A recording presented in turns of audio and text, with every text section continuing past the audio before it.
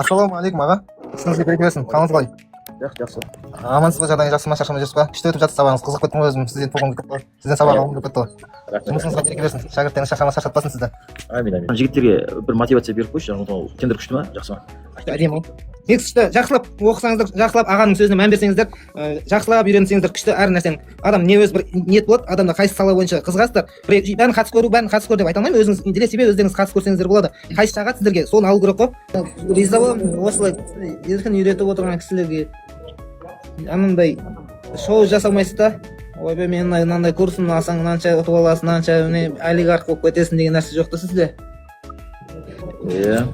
Қазір көп Мейірбек Ұзақбаев тағы көптер шоу жасап жатыр ғой, машина тігіп, анандай мынанша атсаң мынанша бір айда мынаншаға жеткіземін деген нәрсе жоқ та сізде. Адам өзіне байланысты ғой. Конечно. Ол өтірік, ол береке болмайды да ондай нәрседе. Шындық керек қой. Сол үшін риза болып отырғанымыз осын живой көрсетіп жатыр да. Мен көп тендершіктермен барып сөйлескем сол кезде 2022-23-те ғой. Қатысып жүрген 24-ке дейін қатыстым 2 жыл.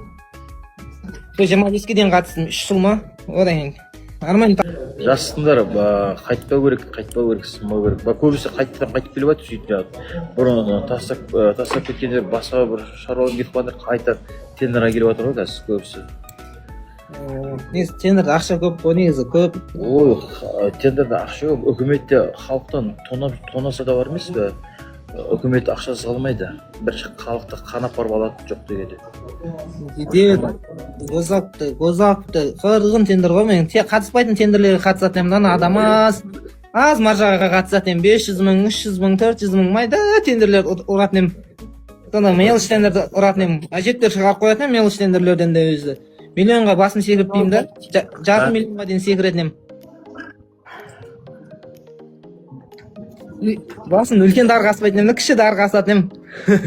Соны өзім біразын ұрып қоятын едім сондай. Әжеттен қазір миллионның тендерін емес, 3-4 тендерден шығарып алатын едім да, миллионның тендерін ше. Мына тендерға қатысып алады. 1.8. Кішкентай тендерлардың несі маржасы көп болады, Иә, маржасы сол. Мен сол миллионның мысалы бір тендер миллионға қатысып жатса, мен 4-5 тендерден шығарып алатын едім да. Майда едім бірақ. Кішкентай тендерлерден ба? Шығарып аласың. Соны түсінген. Маржа көп болады, одан, Иә, көп. Маржа әжептер қалады. Сол миллионның тендері қалады. Әне, мана айтып отқандағыдай ғой, мана кішкентай тендерден көп ақша бар, пайда бар деп. Соны айтып отырмын.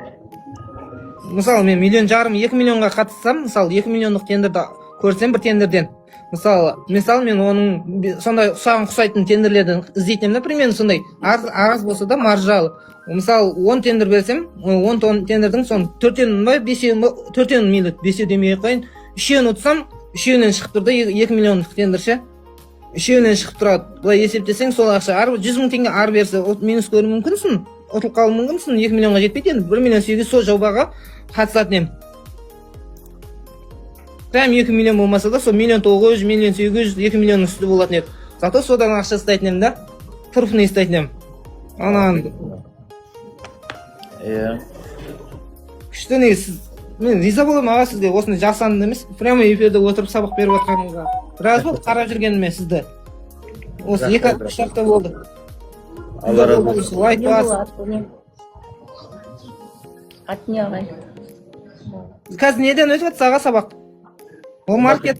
Ол маркетке үйретіп отырмын, ол маркетте. Гозак, одан кейін неме